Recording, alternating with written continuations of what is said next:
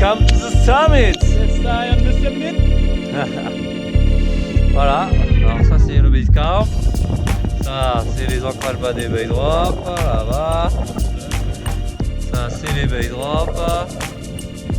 Ça c'est l'exit. Ça c'est les copains sur le petit pic. Et ça c'est la grande aiguille et le grand pic. Et bien voilà, on a fait le tour. Là-bas c'est le Jean-Pierre du Midi d'Osso. Ça c'est l'Espagne. Voilà, les présentations sont faites. Je suis le maître du monde.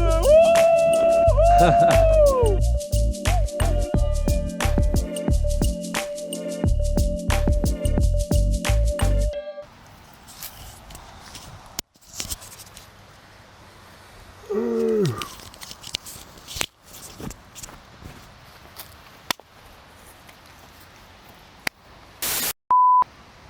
Bonjour, je m'appelle Simon, je fais partie de Pyrénaline depuis 5 ans à peu près, 6 ans. Alors moi c'est Paul-Antoine Polo, on retiendra Polo, membre de Pyrénaline depuis les fondations, les fondements. Moi c'est Rémi, ça fait depuis le tout début de Pyrénaline et même avant que je suis présent dans l'équipe. Je m'appelle Michael et je fais partie de Pyrénaline. Ça me regarde en moi. Ah pardon.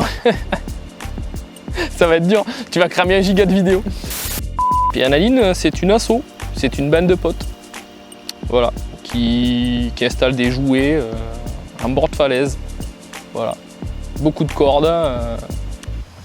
On installe de très très grandes balançoires entre 2 falaises. Voilà, et on saute avec nos cordes. 3, 2, 1, whop.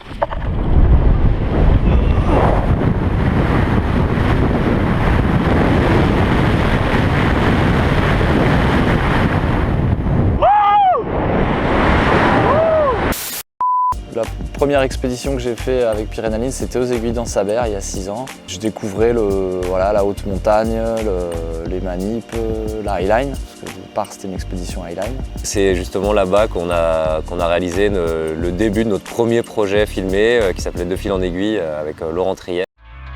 Le principe marche très bien, même si les chutes sont impressionnantes de par l'environnement, elles sont courtes, bien amorties et le matériel donne confiance. Les grands vols en escalade me paraissent finalement bien plus dangereux.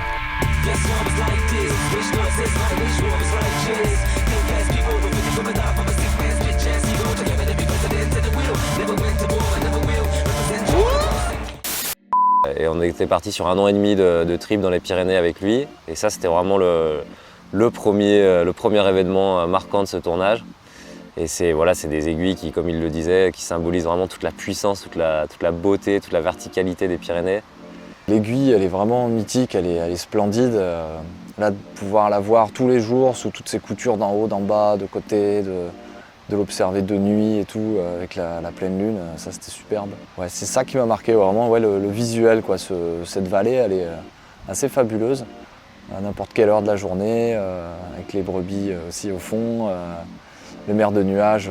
C'était vraiment, pour nous, c'était génial de partager ce lieu avec tout le reste de l'équipe et puis de se retrouver vraiment en condition de montagne, quoi. Pas de falaise, de bord de mer ou de bord de plaine, on va dire.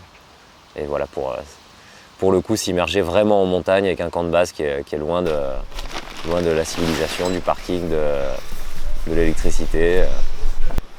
Tiens, on va te placer les blocs des micros. Bah, je vais remuer.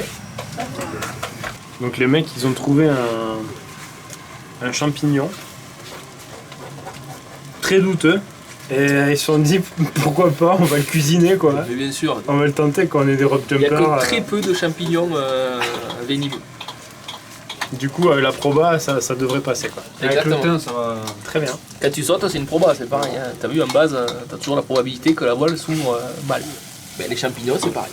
Tu es catégorique à avoir reconnu ce type de champignon. La coulmel, absolument. La variété c'est courcelle ou je sais plus quoi. Coulmel. Coulmel, oui c'est bon, il m'a Allez, dit ça. c'est bon. Moi j'ai compris couille molle, mais fais confiance. si on mange des coulmel, on va avoir les couilles molles de même peut-être. Mais bon, Ou pas. ou pas. Ou très dur quoi. Voilà. Du caillou quoi, c'est rock. Ouais, parce qu'on est des vrais. Ça résiste à tout. Ouais, exactement. Rémi Moreto.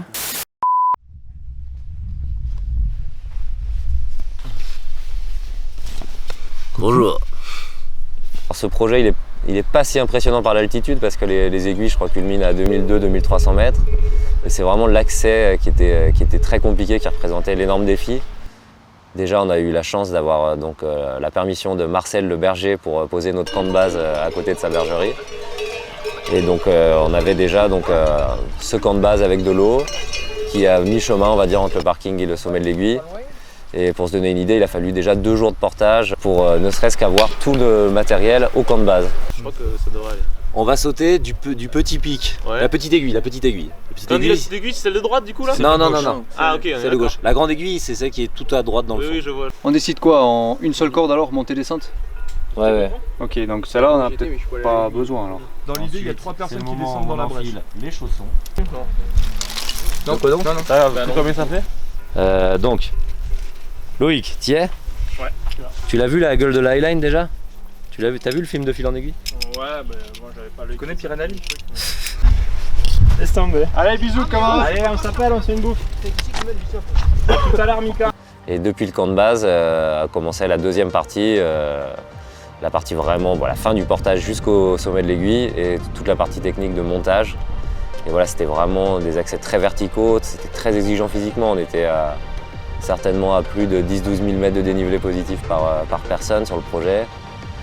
Et donc ça a été éreintant de la répétition chaque jour de 4 heures d'accès en moyenne, on va dire 3 heures de grimpe, 1 heure de corde.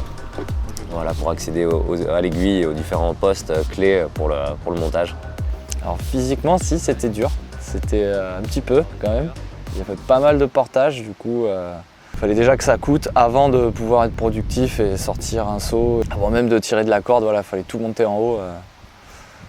Ça, c'était pas évident. Tu vois cette corde? Elle est beaucoup trop longue pour la porter tout seul. À moins d'impressionner vraiment toute cette vallée.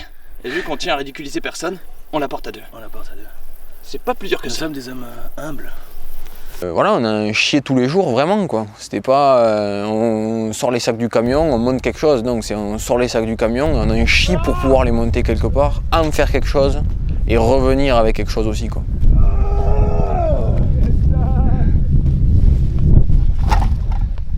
Nique sa mère, on s'avère. Et un peu d'alpinisme aussi. Ça, c'était, je pense que ça faisait un petit peu appréhender pas mal de monde, le fait de grimper sur l'aiguille. Un petit peu d'escalade pour le premier, pour équiper la voie. Traverser une petite arête avec du gaffe de chaque côté, du vide de chaque côté de la crête. Assez stressant, j'avoue.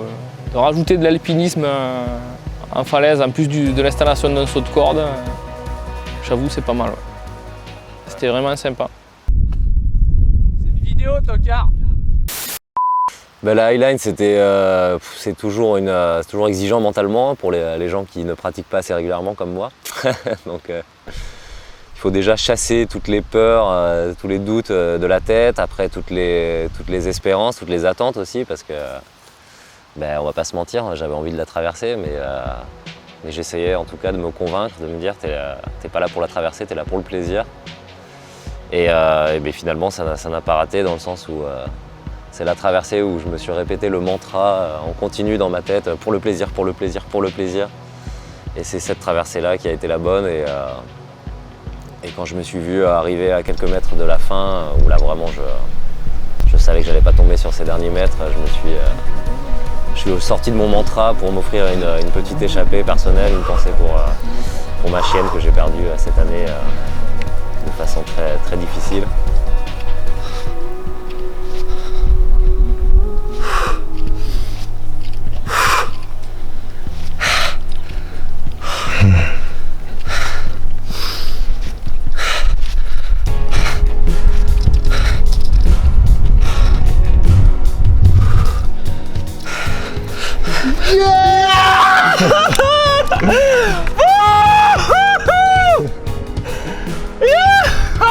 Putain. Ah putain.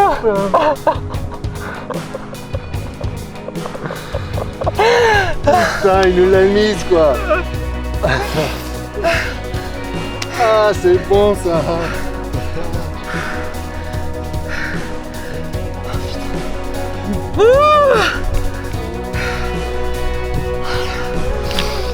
Ah putain. À l'ancienne quoi, comme tu disais, quand on chiale au bout des lignes quoi. Et voilà, c'était du coup c'était bouleversant quoi, c'était un mélange d'émotions incroyable. Il y avait mon pote Manu qui était de la partie pour ouvrir cette ligne il y a 6 ans, c'est grâce à lui c'est lui qui avait suggéré ce spot. Et du coup c'était tellement symbolique qu'il soit là pour m'accueillir et que je lui pleure dans les bras à la fin de la ligne, c'était exceptionnel. Il y avait Rémi aussi à côté qui était là il y a 6 ans pour accueillir Gauthier quand il l'avait traversé à l'époque. Et donc voilà, c'était une énorme explosion de joie et d'émotion.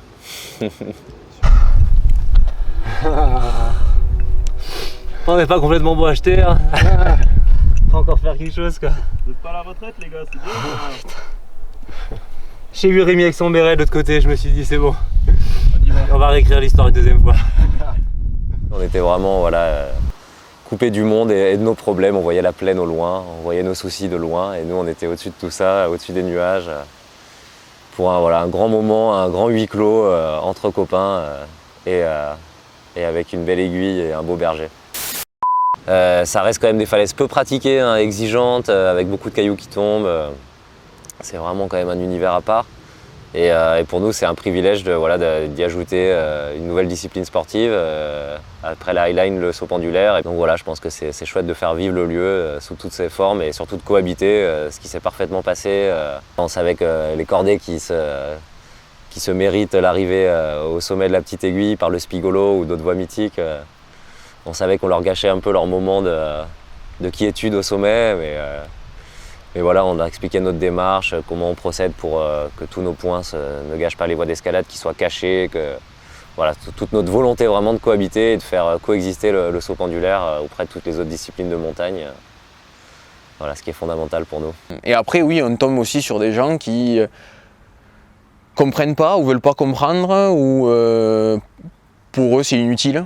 Et dans un sens, c'est compréhensible que des personnes qui ne sont pas dans ce milieu trouvent ça inutile. Pourquoi les mettre des cordes à cet endroit-là et se jeter dans le vide? Oui, c'est vrai qu'on peut le voir de ce côté-là. Maintenant, moi je préfère le voir dans le sens où on est là pour passer un moment ensemble, faire profiter les gens aussi et être dans la nature plutôt que faire des choses qui seraient inutiles réellement en fait. La grosse différence entre des sauts pendulaires qu'on a l'habitude de pratiquer, c'est que souvent le haut de falaise est facile d'accès et confortable aussi pour travailler, c'est souvent des plateaux. Là on était uniquement dans la verticalité, hein, le sommet de l'aiguille, il y a très peu de place où on peut se permettre de ne pas être longé.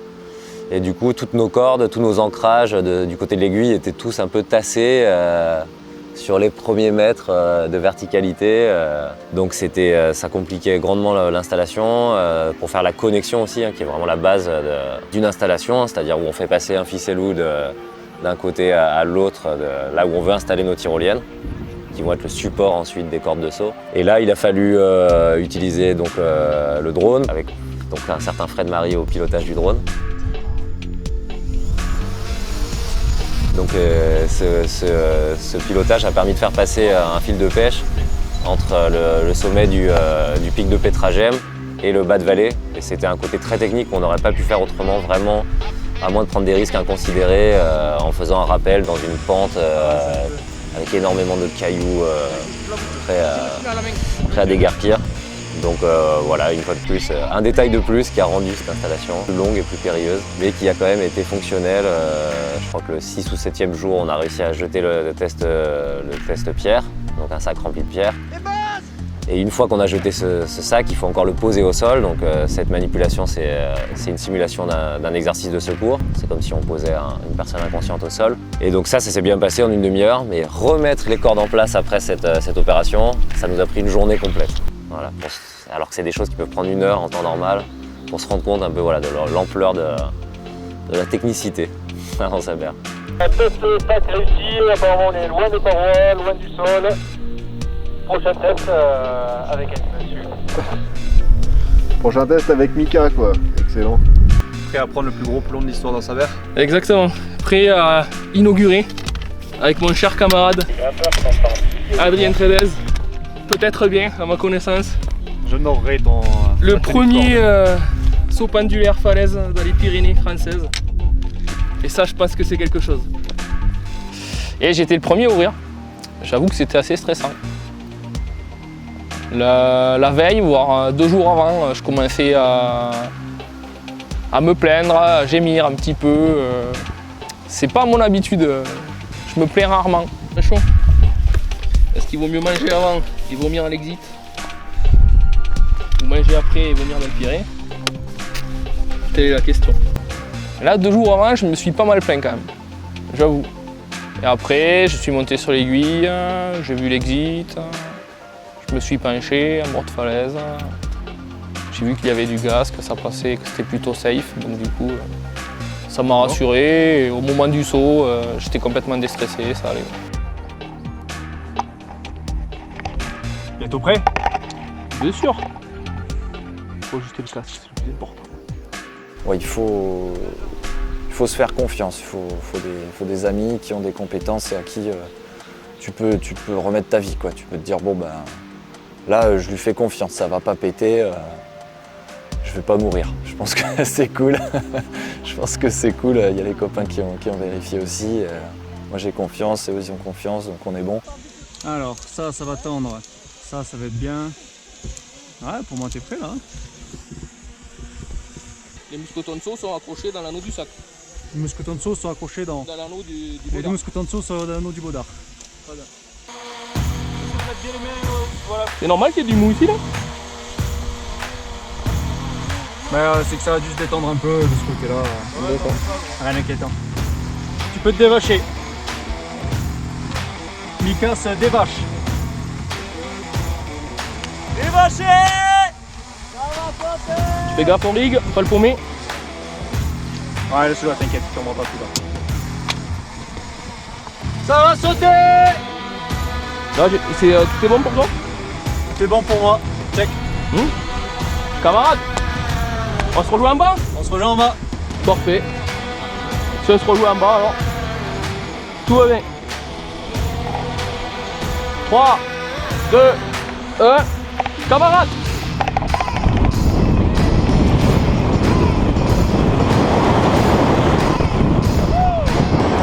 Yes!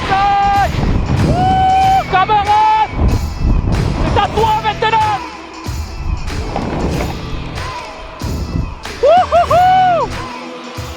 À la fin du saut, ton saut n'est pas fini parce qu'après il faut sortir de ton harnais, descendre en rappel. Et là, il faut enchaîner derrière, il y a un autre copain qui va sauter, du coup il faut tirer de la corde, reconnecter, faire remonter le système. J'étais plutôt content de l'avoir sauté parce que c'était pas gagné tout ça. Camarade drop jumper! C'est à toi maintenant! Bien sûr mon camarade, bien sûr j'arrive. Comme une libération au final. Ça y est, le saut fonctionne, ça saute, hein, c'est parti, ça fonctionne. J'ai sauté, je suis heureux. Tous ces efforts pour le saut et tout se concrétise pour que tous les potes puissent sauter derrière. Ça y est, c'est parti, on va pouvoir tous sauter, quoi. Premier pendule dans les Pyrénées françaises. Allez, ciao ciao. 3, 2, 1, on s'en va.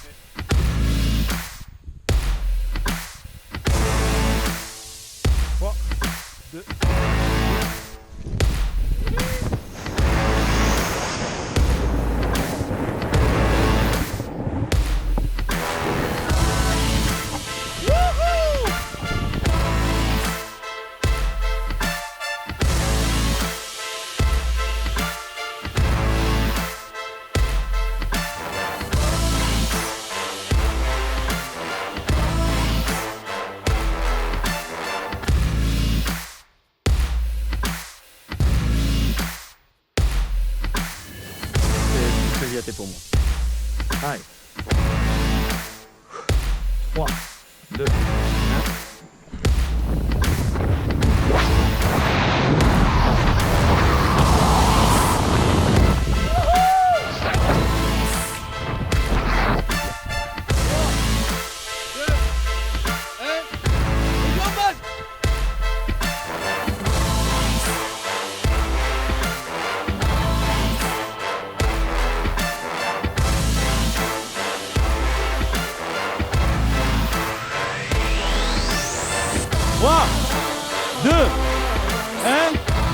Et c'est parti!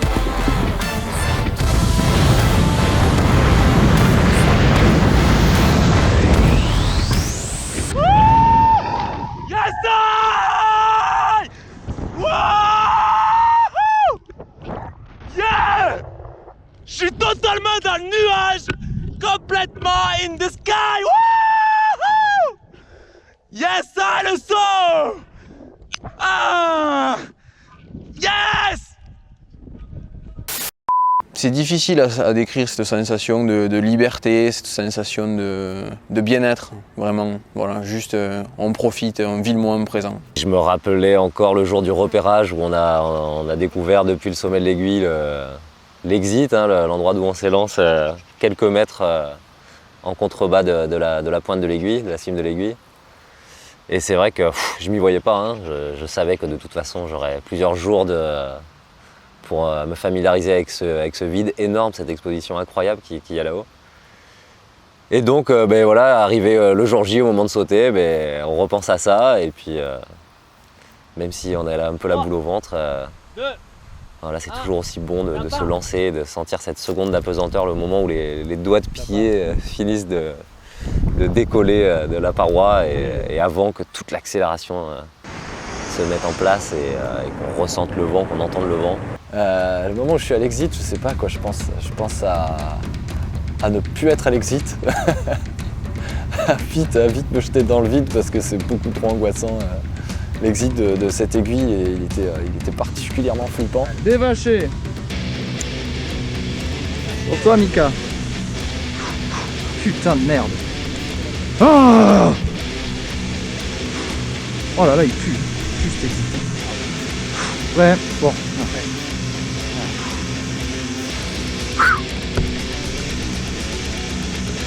3, 2, 1, go!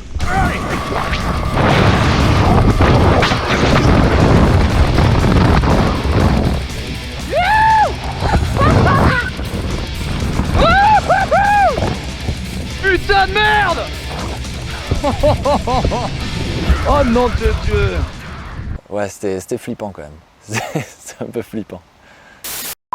Ouais, c'est un sport safe, ouais. Nous, on n'a jamais eu d'accident encore. Enfin, c'est bien. C'est un sport qui peut être dangereux parce qu'on n'est pas loin des falaises. On utilise des grosses cordes sur des points très très éloignés. La plus grosse tyrolienne qu'on a tendue, elle faisait plus d'1 kilomètre. J'appelle ça une installation, mais c'est nul. On installe un gros jouet avec les potes. Et comme d'hab, un jouet qui fonctionne au final. On a de la chance, jusqu'à maintenant, on a toujours installé des jouets qui fonctionnent bien. Ça demande pas mal de réglages, pas mal de modifs. Mais au final, on est toujours dans le doute à savoir, à chaque fois que l'on installe un jouet comme ça, à savoir si ça va fonctionner ou pas. Et au final, ça fonctionne. Avec l'effort de tous les potes, ça fonctionne toujours à l'arrivée au final. C'est ça qui est beau. Ça soude énormément. Vivre des choses aussi fortes, évoluer dans des paysages aussi magnifiques ensemble et vraiment gagner ce saut-là, c'est quelque chose qui était très très fort à vivre ensemble en fait. Ouais, c'était un chouette souvenir, redescendre le soir en disant c'est bon, tout le monde a sauté, on a pu faire sauter tous les copains et accomplissement, fini. On rentre à la maison, il n'y a plus qu'à démonter.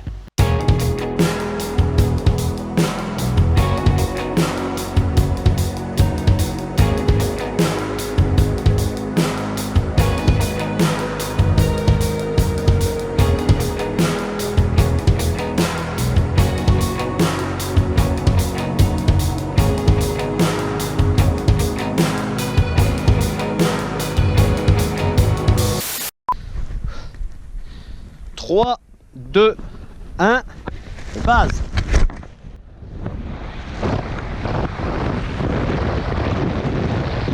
Regarde là. Tu le vois là? Là-haut, là-haut, là-haut. Ici. Point rouge. Il est là.